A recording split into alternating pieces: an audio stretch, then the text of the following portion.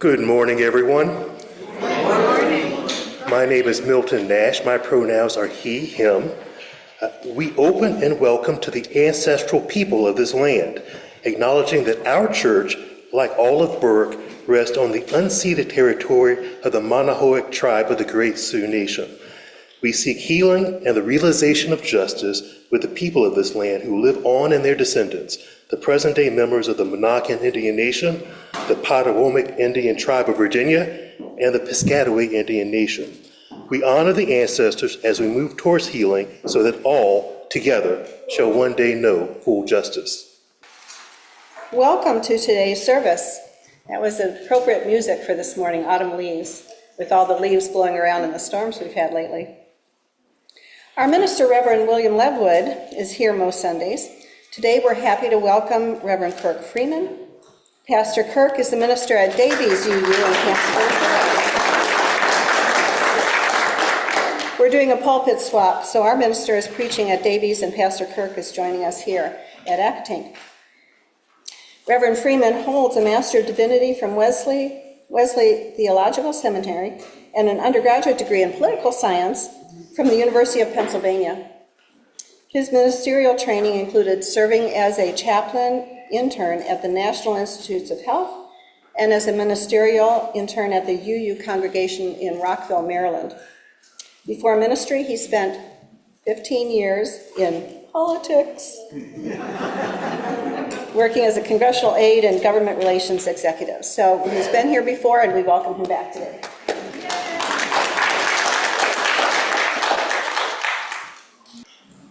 As we light our chalice, please join me in reciting these words from our mission statement. Together we care in community. Together we grow in spirit. Together we act for justice.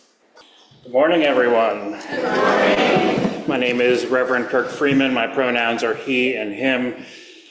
My folks at Davies call me Pastor Kirk, and you're welcome to do so as well. It's good to be back. I was last here in September, the last time Rev Lev and I swapped pulpits, and I really do think this is a great practice that we're doing, getting to know each other's congregations. But I do ask you that you send some warm thoughts to Rev Lev, because I learned yesterday that the sanctuary at Davies is without heat today. So I am relieved to be here, and it is good to be in this nice warm sanctuary. The spiritual theme of November is repair, and it doesn't necessarily, the focus isn't necessarily maintenance. I mentioned that I was last here in September, and a lot has happened in the world since then. And so I want us to take a few moments to look around the room, looking for our new best friend, perhaps. Let's look into each other's eyes. Let's remember that we are here. Remember that we have each other's backs. Remember that this is a place where we value justice, equity, pluralism, transformation, generosity, interdependence. That this is a place rooted in love rather than division, the power of community rather than the power of control.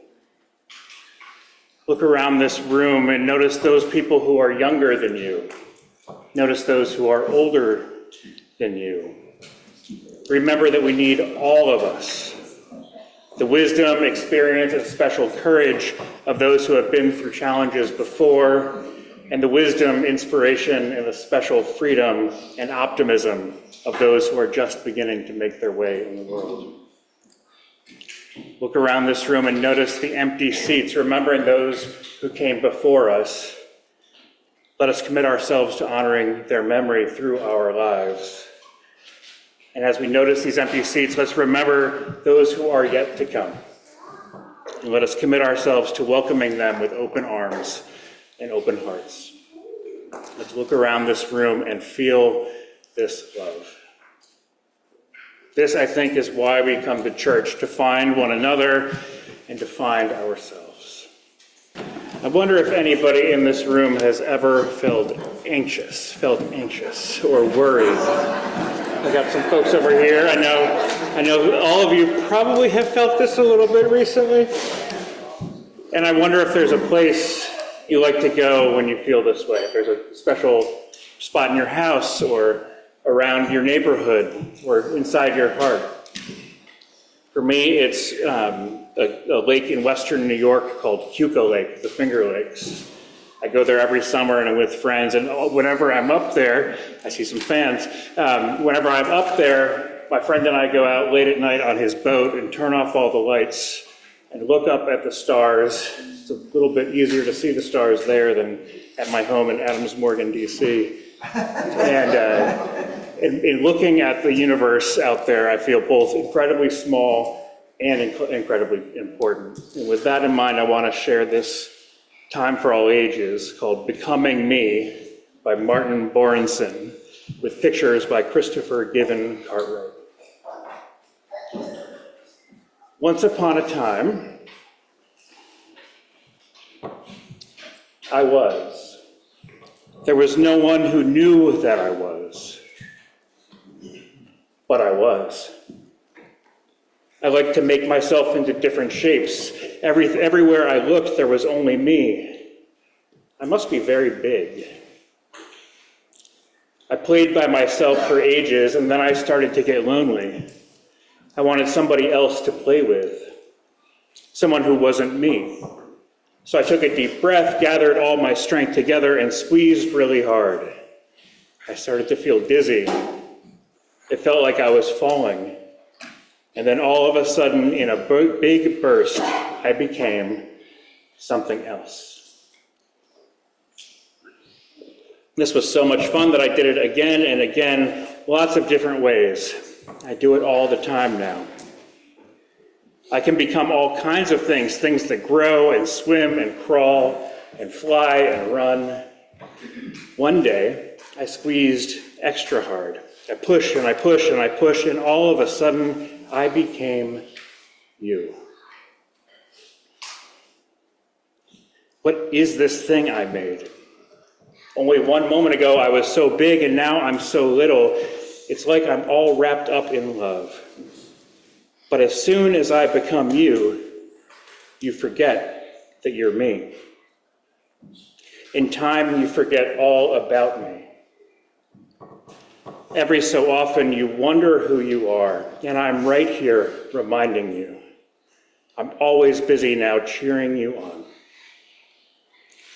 I like it best when you discover me and we play and dance together, you and I. And sometimes you realize that you are me. Sometimes you forget that everything else is me too. But even then, I still love you, little me. This morning's reading is The Life, Slow and Precious, a poem from Julian Jamaica Soto. It is a truth, though it may not always feel like one, that you are worth more than the things you do. That your being, a worthy human being, lives in a different domain than all of your failures, but also the collateral, also the collected sum of your successes. Combining your worth with the results is something like using the sheet music for Beethoven's Fifth Symphony to make an apple pie or build a doghouse. There is no way for the question to resolve in a final answer. By virtue of being alive, you matter, and you cannot be more deserving of dignity, of respect, of love. Sometimes people make mistakes, but even that cannot change that you are meant to be festooned with a celebration of your humanity. Julian continues, if your progress is slow, your movements small, remember that you do not have to compete for compassion. You don't have to compare what you can observe about another's life to make sure that you measure up. You are definitely yourself.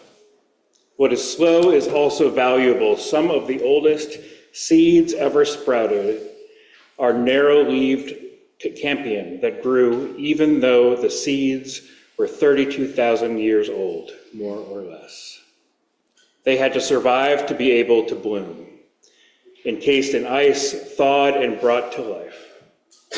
The most important thing is that you make it, no matter how imperceptible the movement, how long it takes to reach the best version of who you mean to be. You are irreplaceable. You are meant to live.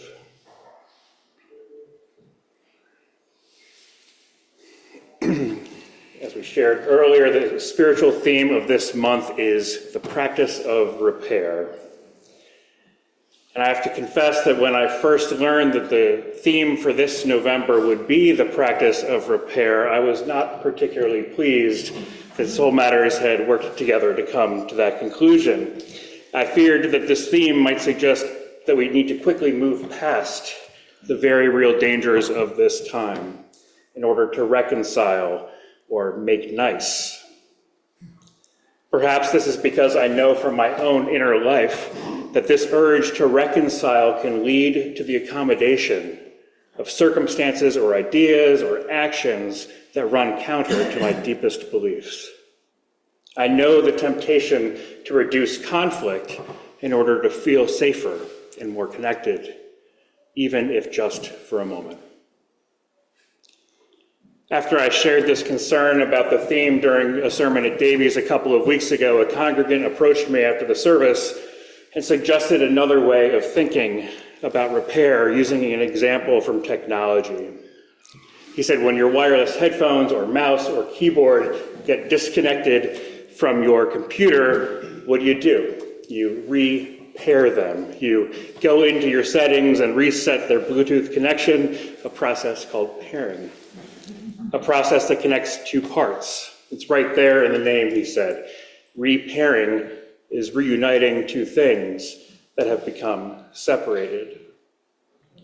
And I've been thinking about that conversation and about my own impulse, my desire to work for justice, to love my family, to serve my congregation, and to prepare us all for the work ahead. And I realized that for me, and I imagine many of you, my predisposition towards action and solutions, my outward focus, my rushing to what, when, where, and how of this work, my longing to do good and be good can sometimes cause me to forget my why. That is, I lose touch with my grounding, the ultimate reason why I feel called to do this work. In the years to come, we are going to need to be strong, and we are going to need to be together. And if we're going to be strong, and if we're going to be resilient, if we're going to face whatever comes next with courage and compassion, it is essential that we have a strong base. It is essential that we repair ourselves with our deepest convictions and values. One of the things about a tumultuous and divisive political season like we just went through, or a harsh authoritarian governing season like the one we are entering into, is that these times can clarify what we truly believe. Now, I'm not talking about identifying a single issue that will motivate us to vote, but instead I'm talking about how a campaign like the one we just saw, that we just went through, can help us better understand our own deepest values and commitments. I personally spent the last several months angry and fearful and frustrated. I imagine some of you can relate.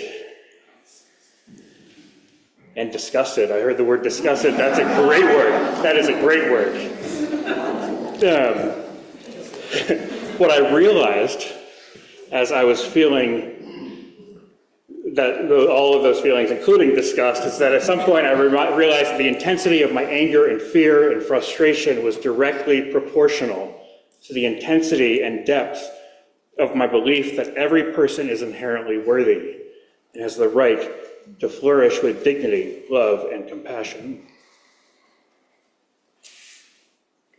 I realized that the intensity of my feelings were directly proportional to the intensity and depth of my belief that because we are part of an interdependent web, a great web of life, a great purpose of our lives must be to build and nurture sustainable relationships of care and respect, mutuality and justice. Now, I am using the language of our new UU values and commitments, but my commitment to these values existed before they were written down. These aren't just words from our covenants or bylaws. These are values and commitments we already held in common as UUs, coming from a wide range of diverse backgrounds. We hold them in common not because we are told to believe them or because we simply bought into them, but because we know in our bones and in our hearts that they are true. And so my anger about proposed mass deportations, my anger about proposed political retribution against the free press and progressive institutions, my anger about the efforts to wrench away the right to make medical and reproductive decisions without government intervention, my anger about the weaponization of the beauty that is emerging as gender norms are challenged and rejected, my anger about all of these things is not because I don't like who said it. It's not because of a policy difference. It is because they run directly counter to these, my most deeply held convictions. And my strength in opposing these proposals will not ultimately come from my anger, but come from these values. And according to my personal theology, which was reflected in the kids' story this morning, it will not come from an external source, but an eternal source. From a universe that craves diversity and balance, connection and difference. From a universe that is bigger than all things and completely present in all things. I believe we must remain rooted in these, our shared values. We must remain rooted in these commitments. And we must allow these deep knowings to continue to guide us on our way. But a word of warning. It has been my experience that Unitarian Universalists are naturally good at universalism, that UUs are good at applying our values to our encounters with the world, to pursuing what is best for all, that we as a people are good at caring about liberty and justice for all and collective liberation. It has also been my experience that Unitarian Universalists sometimes struggle to acknowledge another truth, a truth that some of us can have a hard time accepting, especially in dark times like these, a truth that some of us can lose track of when we are so focused about doing the work of justice or the work of caring for others. That truth is that we, too, have inherent worth. That we, too, have the right to flourish with dignity, love, and compassion and joy. Yes, my beloveds, you have inherent worth. You, too, have the right to flourish with dignity, love, and compassion. To help us remember that universalism is also incredibly particular, I want you to repeat after me. I have inherent worth. I have the right to flourish with dignity, love, and compassion. I have the right to flourish with dignity, love, and compassion. I have inherent worth. I have the right to flourish with dignity, love, and compassion.